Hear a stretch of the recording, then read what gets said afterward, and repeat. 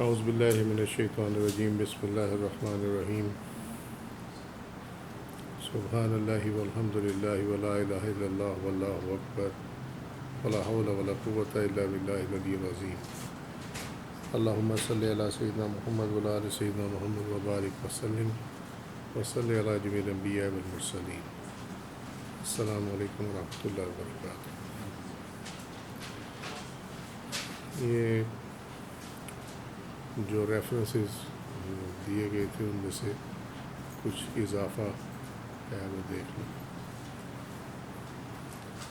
بتایا گیا تھا کہ سورہ توبہ میں مسجد الحرام میں پانی پلانے والا جو بتایا گیا تھا کہ فرمایا کہ یہ تم وہاں پانی کا انتظام کر کے یہ نہ سمجھ لینا کہ تم افضل ہو گئے ہو۔ وہ یہ آیت ہے سورہ توبہ کی 9واں سورہ 19ویں آیت۔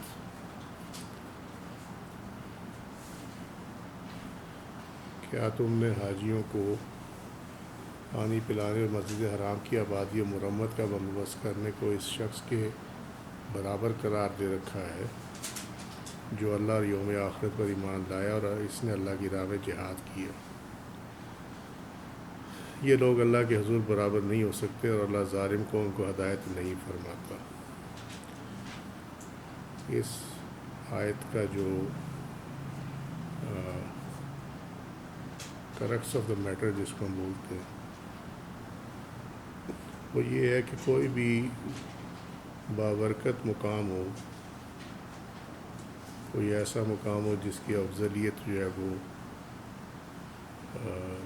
مستند ہے، جیسے مسجد الحرام ہے، جیسے مسجد النبوی ہے، بیت المقدس میں جو مسجد اقصی ہے وہ ہے، یا مساجد ہیں، عام مساجد ہیں، یا پھر اولیاء اللہ کے مزارات ہیں، انبیاء کے مزارات ہیں، تو جو وہاں خدمت کر رہے ہوتے ہیں یا جو وہاں بیٹھے ہوتے ہیں، جو وہاں کے متولی ہوتے ہیں، وہ اپنے آپ کو بہت کوئی بڑی چیز سمجھتے ہیں کہ ہم بہت بڑی چیز، ہم میں کچھ ہے جو ہمیں یہاں بٹھایا گیا نا، ہمیں تو ویسے تو نہیں بٹھایا گیا۔ لیکن اللہ تعالیٰ کے نزدیک کسی جگہ پہ بیٹھنا اس کی مکرم ہونے کی نشانی نہیں ہے اس شخص کی، کیونکہ اللہ کا فرمانا یہ ہے کہ تم میں سے مکرم وہ ہے جو کہ تقوی شعار ہے۔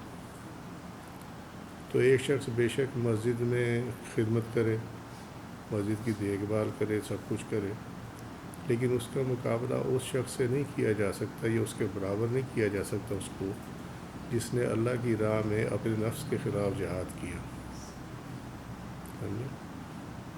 جس نے تقوی اختیار کیا، جو تقوی میں علم میں اس سے آگے ہے۔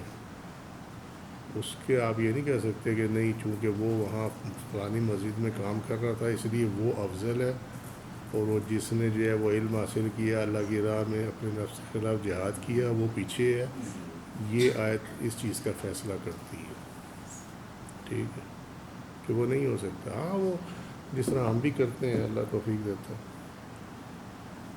کہ مزارات پہ جو وہاں پہ مجاور کھڑے ہوتے ہیں ان کی خدمت کرتے ہیں، تو اس کی یہ نہیں ہوتے کہ وہ ہم سے افضل ہے یا وہ کسی سے افضل ہے یا اس سے اچھا کوئی نہیں ہے، بلکہ صرف اس لیے کرتے ہیں کہ وہ ان کے وہاں پہ کھڑا ہوا خدمت سر انجام دے رہا ہے، دیٹس اٹ۔ اس کی ایک ہی توجہ ہے، اس کے علاوہ کوئی توجہ نہیں ہوتی۔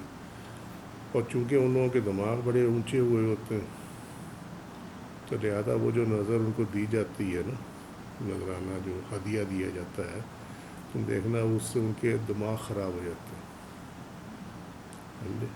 اللہ کی رحمت یکساں برستی ہے، مگر جو اس کو ریسیو کرنے والا ہے نا، اس کی جو اصلیت ہے اس پہ ڈیپینڈ کرتا ہے نتیجہ۔ جیسے من ہے ویسی مراد ہو جائے گی، ٹھیک ہے۔ تو اس لیے کوئی بھی چیز جو ہے وہ ان کو اس چیز کی گارنٹی نہیں دیتی کہ اگر کوئی بابا صاحب کے دربار پہ کھڑا ہے یا اجمیر شریف میں خواجہ صاحب کے دربار پہ کھڑا ہے تو وہ کوئی ساروں سے افضل ہو گیا۔ وہ اس کی ڈیوٹی ہے. اگر وہ گورنمنٹ سے تنخواہ لیتا ہے وہ تنخواہ لیتا ہے. اگر گورنمنٹ سے تنخواہ نہیں لیتا, جو وہاں آنے جانے والے ہیں ان کو وہ اس کو جو بھی خدمت کرتے ہیں دے دیتے ہیں. اس کا حساب برابر ہو گیا, سمجھے. باقی اس میں کچھ نہیں, باقی اس کا فیصلہ وہ اس کے اپنے اعمال پہ ہوگا. بس یہ سمجھانے والی بات اتنی سی ہے. لوگ ہمارے یہاں ڈر جاتے وہ جی بابا صاحب کا چراغی ہے جی, وہ چراغ دعائے چراغاں کراتا ہے. دعائے چراغ کراتا ہے, وہ پیسے لیتا ہے گورنمنٹ سے, یہی ہے نا. اور اگر وہ نہیں لیتا تو وہاں سے فائدے اٹھاتا. لوگ ڈر جاتے ہو, کہتے ہیں یار یہ اندر بدوائی نہ دے دے کہیں, لہٰذا جو یہ مانگ رہے ایسے دے دو. میں ایسوں کو بھی جانتا ہوں جو صرف یہ ریفرنس دے کے نا تو لوگوں پہ انگوٹھا رکھ کے نا گلے پہ تو پیسے نکلوا لیتے ہیں. میں ایسوں کو بھی جانتا ہوں, جا کے کھڑے رہتے ہیں, ہم جی بابا صاحب کے یہ ہیں, ہم جی فلانے کے یہ ہیں, کسی بھی ہستی کا نام لیں گے. وہ بندہ کہتا ہے چل یار جو ذرا دے کے جان چھڑاؤ. لیکن یہ چیز جو ہے یہ قرآن کے اگینسٹ ہے. Simple as that. بھائی اللہ سبحانہ و تعالیٰ نے ان کو جو کہ مسجد الحرام میں مسجد الحرام کی مرمت, اس کا خیال رکھنا, صفائی, یہ سارا کچھ, اور جو حاجی وہاں پہ آتے ہیں ان کے لیے جو ہے یہ پانی وغیرہ کا بندوبست, ان کو اللہ نے کہہ دیا کہ تم یہ سمجھتے ہو کہ تم افضل اس سے بہتر ہو گئے. یہ دیکھ تمہارے سامنے اجال تم سقایات الحاج و عمارت المسجد الحرام کمن آمن باللہ والیوم الاخر وجاہد فی سبیل اللہ. کیا تم اس جیسے ہو گئے جو ایمان لائے اور جو کہ آخرت پہ ایمان رکھتے ہیں, اللہ پہ ایمان لائے اور آخرت پہ ایمان لائے, اور جو اللہ کی راہ میں جہاد کرتے, کیا تم اس جیسے ہو جائے گے؟ نہیں, یہ اللہ کا فیصلہ. لا یستوون عند اللہ, اللہ کے نزدیک برابر نہیں ہے. سمجھے؟ تو پھر اب مجھے بتائیں اس کو کون بدل سکتا؟ کوئی نہیں بدل سکتا. بدلے گا تو دین سے باہر ہو جائے گا. یہ تو ماشاء اللہ ہی بہتر جانا. بیماری اور پریشانی باعث مغفرت ہے. میں نے تم لوگوں کو ایک حدیث سنائی, تو میں نے کہا تھا مجھے مل نہیں رہی, تو اس میں ایک حدیث ایسی ملی ہے جس کا آدھا حصہ سکر ہوتا تھا, ٹھیک ہے, لیکن اگر اس کی شرح کی جائے تو بات وہی نکلتی ہے جو بیان کی تھی. حضرت انس رضی اللہ عنہ نے بیان کیا کہ رسول اللہ صلی اللہ علیہ وسلم نے فرمایا, اللہ بزرگ برتن نے فرمایا, یہ حدیث قدسی ہے, ٹھیک ہے, قسم ہے اپنی عزت و بزرگی کی, جس بندے کو میں بخشنا چاہتا ہوں اسے میں دنیا میں سے اس وقت تک نہ اٹھاؤں گا جب تک اس کے بدن کو بیماری میں مبتلا کر کے اور اس کو رزق کی تنگی میں ڈال کر اس کے ہر گناہ کا بدلہ جو اس کے ذمے ہو نہ دے لوں گا. سو اسی حدیث کی اگر آپ اس کی ڈیپتھ میں جائیں تو یہ سمجھ آتی ہے کہ واقعی ایسے کچھ گناہ ہیں جو نمازوں سے اور حج روزے سے معاف نہیں ہوتے. سمجھے؟ سو اللہ تعالیٰ پھر جب اگر اللہ نے بخشنا ہے تو پھر اللہ تعالیٰ بیماری میں مبتلا کر کے اور رزق کی تنگی میں ڈال کر, اور جب اس پہ بندہ صبر کرتا ہے تو اللہ تعالیٰ وہ گناہ بھی معاف فرماتا ہے جو معاف فرمانے والے معافی کے قابل نہیں ہوتے. جو کہ سمجھے, ہمارے ہاں ہائی دعائی شروع ہو جاتی ہے, میں نے کسی کا کیا بگاڑا تھا, میں نے تو کسی کو کچھ نہیں کہا تھا, اللہ نے میرے ساتھ کیا کر دی, معاذ اللہ استغفر اللہ, ویسے کرتے. اس کا ریفرنس جو ہے مشکات المصابیح, کتاب الجنائز, باب عیادت المریض, فصل الثالث, حدیث کا نمبر 1585. پھر بتایا تھا کہ وضو سے گناہ دھلتے ہیں, یاد ہے وہ یہ حدیث شریف ہے. حضرت ابو ہریرہ رضی اللہ عنہ سے روایت ہے کہ رسول اللہ صلی اللہ علیہ وسلم نے فرمایا, جب ایک مسلم یا مومن بندہ وضو کرتا ہے اور اپنا چہرہ دھوتا ہے تو پانی یا پانی کے آخری قطرے کے ساتھ اس کے چہرے سے وہ سارے گناہ جنہیں اس نے اپنی آنکھوں سے دیکھے ہوئے تھے, وہ کیا تھے, وہ گناہ جو آنکھوں سے کیے تھے اس نے, خارج ہو جاتے ہیں. اس لیے کہتا ہوں آنکھیں کھول کے, ٹھیک ہے, اور جب وہ اپنے ہاتھ دھوتا ہے تو پانی یا پانی کے آخری قطرے کے ساتھ وہ سارے گناہ جو اس کے ہاتھوں نے پکڑ کر کیے تھے، یعنی وہ گناہ جو اس نے ہاتھوں سے کیے تھے، وہ خارج ہو جاتے ہیں۔ اور جب اپنے پاؤں دھوتا ہے تو پانی یا پانی کے آخری قطرے کے ساتھ وہ تمام گناہ جو اس کے پیروں نے چل کر کیے تھے، یعنی جو آپ گناہ کی طرف چل کر گئے تھے، خارج ہو جاتے ہیں، حتیٰ کہ وہ گناہوں سے پاک ہو کر نکلتا ہے۔ کبھی دیکھنا سب سے مشکل کام وضو کرنا، جس میں الکس آتی ہے نا، سستی، یار وضو کون کرے دوبارہ، ٹھیک ہے، تو وہ شیطان جو ہے نا کھینچتا ہے، وضو نہ کر، وضو کرے گا تو گناہ جڑ جائے گا۔ سمجھ میں آئی بات؟ وضو کے معاملے میں دو باتوں کا خیال رکھنا۔ نمبر ایک کہ الفاظ میں کہنے کی ضرورت نہیں ہے، لیکن ہمیں نیت رکھنی ہے کہ میں نے وضو کرنی ہے، ٹھیک ہے۔ اب کچھ کہتے ہیں وضو کرنا ہے، کچھ کہتے ہیں وضو کرنی ہے، تو یہ کوگی والا معاملہ ہے، چوک گیا تو کوگا، چوک گئی تو کوگی، تم لوگ جائے وضو کرنی ہے یا کرنا، یہ تمہارا معاملہ ہے۔ اور اس کے دوسری بات یہ ہے کہ شروع کرنے سے پہلے بسم اللہ الرحمن الرحیم، ٹھیک ہے۔ اس کے بابت جو ہے وہ قول یہ ہے کہ اگر آپ بسم اللہ پڑھ کے وضو کریں تو پورا جسم پاک ہوتا ہے، اور اگر آپ بسم اللہ کے بغیر وضو کریں تو پھر وہی اعضاء پاک ہوں گے جو آپ نے دھوئے ہیں،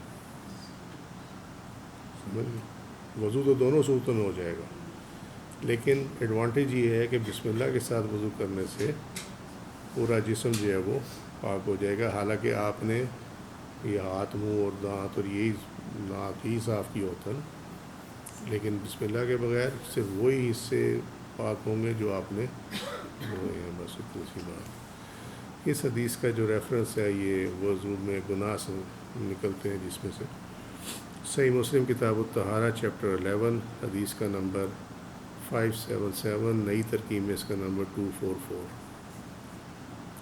پھر بتایا تھا کہ اللہ تعالیٰ برائیوں کو نیکی میں بدل دیتا ہے۔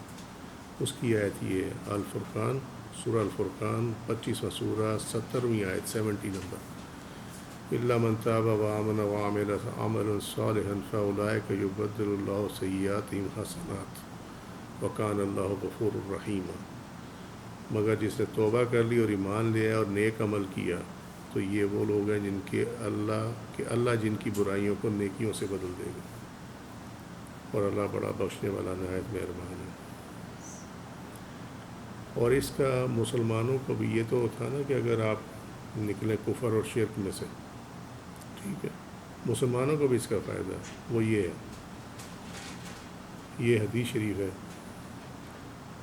حضرت ابو ذر رضی اللہ عنہ سے روایت، انہوں نے کہا کہ نبی کریم صلی اللہ علیہ وسلم نے فرمایا، میں اہل جنت میں سے سب کے بعد جنت میں جانے والے اور اہل دوزخ میں سے سب سے آخر میں دوزخ سے نکل والے تک کو جانتا ہوں۔ یہ کہتے ہیں نبی کو علم نہیں تھا، معاذ اللہ استغفر، ٹھیک ہے۔ آپ فرماتے ہیں کہ جس نے جنت میں سب سے آخر میں داخل ہونا، میں اس کو بھی جانتا ہوں، جس نے دوزخ میں سب سے آخر میں نکلنا ہے اور جنت میں جانا ہے، میں اس کو بھی جانتا ہوں، ٹھیک ہے۔ وہ ایک آدمی ہے جسے قیامت کے دن لایا جائے گا اور کہا جائے گا اس کے سامنے اس کے صغیرہ گناہوں کو پیش کرو اور اس کے جو کبیرہ گناہ اس کو ذرا چھپا لو، یہ فرمایا جائے گا۔ تو جب صغیرہ گناہ اس کے سامنے لائے جائیں گے اور اسے بتایا جائے گا کہ فلانے فلانے دن تو نے یہ گناہ کیے تھے، ٹھیک ہے، وہ کہے گا ہاں جی بالکل میں نے کیے تھے، لیکن اس کے اندر جو ہے وہ یہ خوف ہوگا کہ یہ چھوٹے سامنے آ گئے ہیں تو جب بڑے آئیں گے تو کیا بنے گا، تو وہ اس خوف میں مبتلا ہو۔ تو اس وقت اللہ سبحانہ تعالیٰ اسے فرمائے گا کہ تمہارے لیے ہر برائی کے عوض ایک نیکی ہے، کہ جو تو نے یہ گناہ کیے تھے تو اس میں تیرے گناہ کے بدلے تجھے نیکی دی جا رہی ہے۔ وجہ نمبر 1، اگر آپ غور سے دیکھو اس حدیث شریف کو، نمبر 1 کہ اس نے یہ نہیں کہا جی میں نے نہیں کی، اقرار، یہی ہم تمہیں سمجھاتے ہیں کہ معافی کے لیے پہلی سیڑھی یہ ہے کہ آپ اقرار کریں کہ میں نے یہ کیا۔ نمبر 2، اللہ کا خوف اس کے اندر۔ اللہ سبحانہ و تعالیٰ ان چیزوں کے بدلے میں، اس عمل کے بدلے میں اس نے گناہوں کو کنورٹ کر دیا، نیکیوں میں کنورٹ کر دیا جائے گا. ٹھیک ہے. جب وہ یہ دیکھے گا نا کہ میری تو گناہوں کو نیکی میں کنورٹ کر دیا، تو وہ کہے گا جی میرے اس لسٹ میں میرے فلانے فلانے گناہ موجود نہیں ہیں، تاکہ ساتھ ہی ان کے بدلے میں بھی جو ہے وہ مل جائے. وہ گناہ موجود کیوں نہیں ہے جو ہم نے آیت پچھلی دفعہ دیکھی تھی کہ اکثر گناہ تو ہم ویسے ہی معاف فرما دیتے ہیں، وہ نہیں ہوں گے اس میں. ٹھیک ہے. تو میں یعنی ابو ذر رضی اللہ عنہ کہتے ہیں کہ رسول اللہ صلی اللہ علیہ وسلم کو دیکھا آپ ہنسے یہاں تک کہ آپ کے پچھلے دندان مبارک جو ہے وہ نمایاں ہو گئے، کہ آپ اس بات پہ آپ مسکرائے کہ دیکھو.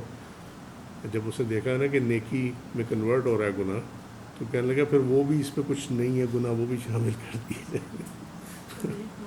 دیے. صحیح مسلم کتاب الایمان چیپٹر 84 حدیث کا نمبر 467، نئی ترکیب میں اس کا نمبر 190. چوری کا مال خریدنا.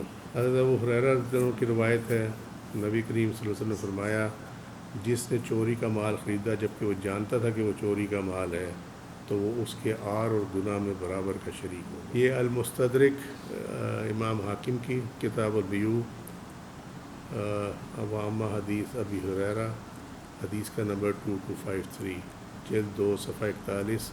دارالکتب علمیہ نے اس کو پرنٹ کیا بیروت سے، اور اس کا یہ فرسٹ ایڈیشن ہے 1990 کا. ٹھیک ہے جی. حکومت کی چوری بھی اسی میں آئے گی؟ سب چوری اسی میں آئیں گی. وہ جو حاکم ہے نا اس پہ تو ڈبل جوت پڑیں گے اگر اللہ کو منظور ہوا، کیونکہ وہ حاکم تھا، اس کے اختیار میں سارا کچھ تھا. بہت سخت ترین حساب ہے. دعا کی قبولیت سے متعلق جلد بازی. یہ حدیث شریف ہے، حضرت ابو ہریرہ رضی اللہ عنہ کی روایت ہے. نبی کریم صلی اللہ علیہ وسلم کو آپ نے فرماتے ہوئے سنا جو بھی اللہ سے دعا کرتا ہے وہ اس کی دعا قبول فرماتا ہے. جو بھی آپ اللہ ہاتھ اٹھا کے، اللہ نبی کریم صلی اللہ علیہ وسلم نے فرمایا کہ اللہ حیادار ہے، وہ اٹھے ہوئے ہاتھوں کو خالی نہیں بھیجتا. ٹھیک ہے. سو وہ اس کی دعا کو قبول فرماتا ہے، یا تو اسے جلد ہی وہی چیز عطا کر دیتا ہے، یا پھر اس کی دعا کے حساب سے اس کے گناہ معاف فرما دیتا ہے.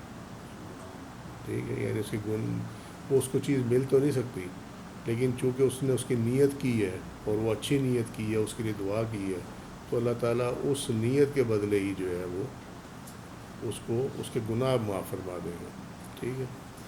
بشرط یہ کہ وہ گناہ یا قطع رحمی کی دعا نہ کرے، یعنی کسی گناہ والے کام کی دعا نہ کرے، اور نہ ہی رشتہ داروں سے تعلق ختم کرنے کی دعا کرے. ٹھیک ہے. اور نمبر 3، وہ جلد بازی نہ کرے. آپ صلی اللہ علیہ وسلم سے پوچھا گیا کہ جلد بازی کس طرح کرتا دعا کرنے والا، تو آپ صلی اللہ علیہ وسلم فرمایا، وہ کہتا ہے میں نے اپنے رب سے دعا کی تھی لیکن میری دعا قبول نہیں ہوئی، یا یہ کہتا ہے کہ مجھے کچھ نہیں ملا. اس چیز سے منع فرمایا گیا. 3 چیزیں آپ کی دعا میں نہ ہوں تو اللہ تعالیٰ یا آپ کی دعا کو بدلے میں جو آپ نے مانگا وہ دے دے گا، یا آپ کی دعا کے بدلے میں آپ کے گناہوں کو معاف کروا دے گا. تو جو 3 چیزوں سے منع کیا وہ یہ ہے کہ وہ دعا گناہ کے لیے نہ ہو.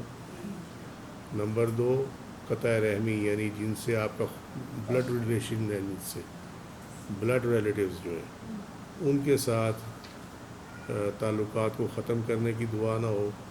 اور نمبر 3 یہ ہے کہ وہ اس کی قبولیت سے متعلق جلد بازی سے کام نہ لے. ٹھیک ہے. یہ حدیث شریف جو ہے مسند اسحاق بن راہویہ، اور یہ آگے اس کے فصل اور باب ہے ما یروی عن ابی یحییٰ مولا جاددہ و ابی سعدی و کعب بن زیادہ و ابی مدلہ وغیرہم. حدیث کا نمبر 306، جلد 1 صفحہ 321. مکتب الایمان مدینہ منورہ سے یہ پرنٹ ہوئی. فرسٹ ایڈیشن ہے اس کا 1991 میں یہ پہلا ایڈیشن آیا. پھر بتایا گیا تھا کہ فرض نماز کے بعد آیت الکرسی پڑھنا جو ہے اس کے اور جنت کے درمیان صرف موت حائل ہے. وہ حدیث شریف یہ عمل الیوم واللیلہ ابن السنی نے یہ کوٹ کی اپنی، کہ ان کی بک ہے جس میں صبح اور رات کے جو عملیات ہیں اس کے متعلق یہ بولتے ہیں. ٹھیک ہے, انہوں نے اس کو کوٹ کیا اس میں. یہ حدیث بہت لوگوں نے کوٹ کی ہوئی ہے. یہ ابھی امامہ الباہلی رضی اللہ عنہ سے روایت ہے کہ نبی کریم صلی اللہ علیہ وسلم فرمایا جس نے ہر فرض نماز کے بعد آیت الکرسی پڑھی تو اس کے اور داخلہ جنت کے درمیان صرف موت حائل ہے. یعنی صرف اس کی ڈیتھ کا انتظار ہے اور اس کو جنت میں انشاءاللہ تعالی داخل کر دیا جائے گا. میں سمجھاتا ہوں یہ کیا ہے. ٹھیک ہے. کنز المال فی سنن اقوال والافعال فصل الثانی فی فضائل العصور والآیات و بسم اللہ آیت الکرسی من الاکمال جز 1 صفحہ 569 حدیث کا نمبر 2570. طباعت یہ 5th ایڈیشن ہے الخامسہ اور پرنٹ ہوا یہ 1991 میں. ناشر اس کا ہے موسوسہ الرسالہ. یہ معاملہ یہ ہے, دیکھو ایک بات یاد رکھنا, یہ اس میں بڑی امپورٹنٹ چیز ہے اور اس پہ لوگ عام طور پہ نا توجہ نہیں دیتے کیونکہ لوگوں کو پڑھی ہوتی ہے فٹافٹ یار سنت نفل پڑھو, ایسا ہی ہوتا ہے نا. تو یاد رکھنا جب یہ کہا جائے نا کہ نماز کے بعد تو دیٹ مینس فرض نماز. نمازوں میں یہ پہلے بھی سمجھایا تھا, نئے لوگوں کے لیے ریپیٹ کر رہا ہوں اور ریفریش کرنے کے لیے ریپیٹ کر رہا ہوں. جب ہم کہتے ہیں نا عشاء کی نماز دراصل 4 فرض ہیں. ٹھیک ہے, سمجھ گئے بات, اور 3 وتر ہیں کیونکہ وہ واجب میں آ جاتا ہے. اچھا, لیکن جو اس سے پہلے 4 سنت ہیں فرض سے پہلے, اور پھر فرض کے بعد جو 2 سنت ہیں 2 نفل ہیں, اور وتر کے بعد جو 2 نفل ہیں, یہ تمام علیحدہ نمازیں ہیں. ہم اس کو عشاء کی نماز میں کاؤنٹ کرتے ہیں. سمجھ گئے بات. یہ تمام علیحدہ نمازیں, جس طرح ظہر میں 4 سنت علیحدہ نماز ہے, 4 فرض علیحدہ نماز ہے, 2 سنت علیحدہ نماز ہے, 2 فرض علیحدہ نماز ہے, 2 نفل علیحدہ نماز ہے. سمجھ. یہ جب بھی ذکر کیا جائے گا فرض نماز تو دیٹ مینس کہ جو اس ٹائم کی فرض نماز ہے نا اس کے بعد اس کو پڑھا جائے. یہ نہیں ہے کہ آپ نے اگر ظہر کی نماز پڑھی اور آپ نے 4 سنت پڑھی, اس کے بعد 4 فرض پڑھے, پھر 2 سنت پڑھی, 2 نفل پڑھے, اس کے بعد آپ آیت الکرسی پڑھیں. نہیں, جہاں آپ نے 4 فرض مکمل کیے نا, سلام پھیرا, اس کے بعد یہ آیت الکرسی پڑھی جائے. آپ سمجھ گئے بات. وہ ہم ان نمازوں کو اس وقت میں کیوں پڑھتے ہیں, اس لیے پڑھتے ہیں کہ نبی کریم صلی اللہ علیہ وسلم نے پڑھا ان کو اس ٹائم میں. سمجھ نہیں سمجھ میں آئی, کلیئر ہوگی بات. یعنی 4 سنت عشاء کے آپ نے جو فرض سے پہلے پڑھے اس لیے پڑھے کہ عشاء کے ٹائم میں آپ نے پڑھے. ٹھیک ہے, اب سمجھ لو کہ سمجھ میں آ رہی بات, نہیں سمجھ لو. اور پھر آپ نے جو بعد میں جو 2 سنت پڑھی اور 2 نفل پڑھے, پھر آپ نے وتر پڑھے اور 2 نفل پڑھے, یہ سب آپ نے عشاء کے ٹائم میں کیا. اور عشاء کا ٹائم جو ہے وہ صبح صادق سے پہلے تک ہوتا ہے. ٹھیک ہے. تو اب وہ ہوا یہ کہ وہ اتنا تواتر سے یہ امت نے اس کو اڈاپٹ کیا ہے, اور حکم بھی تھا کہ وہ بنتے بنتے یہ بن گیا کہ عشاء کی نماز یہ 17 رکعت ہے. یہی ہو گیا نا. عشاء کی نماز 4 فرض ہے, باقی تمام اس کا جو پیرا فقیلیہ میں آتا ہے یہ نمازیں علیحدہ ہیں. اس لیے اگر آپ اس کے اندر 2 سنت عشاء نہ بھی نیت کرو تب بھی ہو جائے گی. لوگ کرتے ہیں نا 4 سنت ظہر, ہے نا, 4 سنت ظہر نہیں, اس کی ضرورت نہیں ہوتی. آپ اس کی مطلقاً کریں 4 سنت, بات ختم ہوگی. ٹھیک ہے. اچھا, اس کا فائدہ کیا ہے؟ اس کا ایک فائدہ ہے جو کہ نارملی نمازیوں کو نہیں معلوم ہے. اس کے بارے میں فرض کریں اگر آپ 2 نفل پڑھ رہے ہیں ظہر کے آخری والے, اور عصر کا ٹائم شروع ہو گیا, اگر آپ نے نیت یہ کی ہوئی نا کہ 2 نفل ظہر، تو جیسے ہی عصر کا ٹائم شروع ہوگا نا آپ کے وہ نفل گئی، سمجھے؟ ٹھیک ہوگی بات۔ لیکن اگر آپ نے اس میں نیت کی ہے 2 رکعت نماز نفل، تو اگر عصر کا ٹائم شروع بھی ہو جائے تو تب بھی وہ نفل آپ کے جو ہے کاؤنٹ ہو جائیں گے، ٹھیک ہے؟ مناسب یہ ہے کہ وقت کا ذکر نہ کیا جائے، اس وقت میں وہ ادا کرنے سے وہ مقصد پورا ہو جاتا ہے، ٹھیک۔ بعض لوگ کہتے ہیں جی 3 رکعت وتر واجب عشاء، ٹھیک ہے، اس کا عشاء کے فرض نماز سے کوئی تعلق نہیں ہے، ماسوائے اس کے کہ وہ ہمیشہ فرض نماز کے بعد پڑھے جاتے ہیں، دیٹس اٹ۔ وہ اس کی نیت آئے گی 3 رکعت نماز وتر واجب، اور واجب بھی فقہ حنفی میں کہا جاتا ہے، اس لیے کہ یہ حکم جو ہے وہ ثابت ہو جائے کہ ہمارے نزدیک وتر جو ہے وہ واجب ہے۔ اگر آپ اس کے ساتھ واجب کا لفظ نہ بھی کہیں، ایون دین جو ہے وہ وتر آپ کے ادا ہو جائیں گے، کوئی اس میں مسئلہ نہیں ہے، ٹھیک ہے۔ وہ تو پریفریبل ہے، افضل ہے کہ آپ واجب کہہ دیں، تاکہ آپ کی وہ ایک نیت اس میں اسٹیبلش ہو جائے کہ آپ کے نزدیک وتر جو ہے وہ واجب ہے، ٹھیک۔ اور ٹھیک ہو گئی بات ہی نہیں تھی،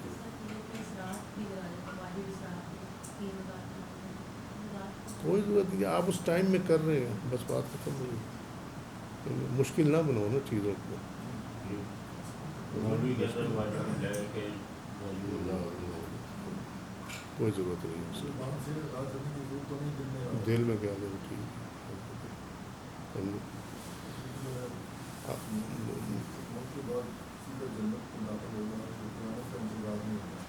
نہیں، وہ جو فرمان ہے وہ یہ ہے کہ موت، تو ہمیں اچھی چیز یہ ہے کہ اسی پہ رہنا چاہیے، اس کے اس میں نہ جانے کی ضرورت نہیں، بٹ ٹھیک ہے، ادھر ڈیتھ ہوئی ساتھ ہی جنت، بات ختم ہوگی، ہمیں تو یہ سمجھ آئی ہے اس سے، ٹھیک ہے، اس پہ ہم قائم ہیں الحمدللہ، ٹھیک ہے۔ سو جیسے ہی آپ فرض نماز کا سلام پھیریں اور اس کے ساتھ اللہم انت السلام و منک السلام تبارک یا ذا الجلال والاکرام، اور اس کے بعد آیت الکرسی، ٹھیک ہے، بس۔ So make it a practice, جب پریکٹس ہو جائے گی نا، تھوڑے دنوں میں دیکھو گے تمہاری زبان آٹومیٹکلی خود ہی چلنا شروع ہو جائے گی، ہاں خود ہی ہو جائے گا کام۔ یہ کچھ تھوڑی سی پریکٹس ہے کہ کوئی پیشانی پہ ہاتھ رکھ کے اور کوئی سر پہ ہاتھ رکھ کے پڑھا جاتا ہے، کیا آیا ہے کوئی یا قویو، وہ پڑھا جاتا ہے یا قویو، وہ نماز کے بعد پڑھا جاتا ہے، وہ دماغ کے اور حافظے کی صحت کے لیے، وہ تقویت کے لیے، وہ اس لیے پڑھا جاتا ہے۔ یہ نماز وہ بعض مذاق اڑاتے ہیں، مذاق نہیں ہونا چاہیے، وہ ہے یہ چیز، بات کرتے ہیں کہ جی وہ نماز پڑھ کے سر پہ ہاتھ رکھا ہو، میں نے یہ کیا کر دیا، آیت الکرسی کا بھی پڑھ لینا چاہیے، حافظے کے لیے اچھی چیز ہے، یہ 7 دفعہ یا 10 دفعہ، 7 ٹائمز اور 10 ٹائمز، رائٹ ہینڈ۔ یہ نماز پنجگانہ کے لیے ہے، کون سا؟ آیت الکرسی والا؟ ہاں، باقیوں میں منع نہیں ہے، نہیں، مطلب جو ہاں، جن لوگوں کی مس ہو جاتی ہے یا کبھی پڑھتے ہیں کبھی نہیں پڑھتے، تو وہ اگر جو پڑھتے ہیں اس کے بعد اگر یہ پڑھ لیتے یہ کبھی نہیں پڑھنے والا تو سوال ہی پیدا نہیں ہوتا، ٹھیک ہے نا۔ لیکن بہرحال اللہ تعالیٰ توفیق عطا فرمائے، جن کی مس سے اللہ کو پوری کرنے کی توفیق عطا فرمائے، لیکن جب بھی پڑھے تو یہ ساتھ کر لیں۔ اب یہ اس میں الحمدللہ یہ میں نے جو ہمیں بات کی تھی فجر کے بعد سونا اور یہ سارا یہ کر لیا ہے، لیکن یہ لمبا ہے، نیکسٹ اس میں اس کو انشاءاللہ میں کروا دوں گا، ٹھیک ہے، کیونکہ اس میں کافی ڈیٹیل ہے، اس پہ کام تھوڑا سا کیا ہے، اللہ تعالیٰ نے رحمت فرمائی ہے، تو یہ انشاءاللہ میں کروا دوں گا۔ وما علینا الا البلاغ واللہ ورسولہ اعلم بالصواب۔ سبحانک اللہم وبحمدک، اشہد ان لا الہ الا انت، استغفرک واتوب الیک، عملت سوءا وظلمت نفسی فاغفر لی فإنہ لا یغفر الذنوب الا انت، سبحان ربک رب العزۃ عما یصفون وسلام علی المرسلین والحمد للہ رب العالمین۔ السلام علیکم ورحمۃ اللہ وبرکاتہ۔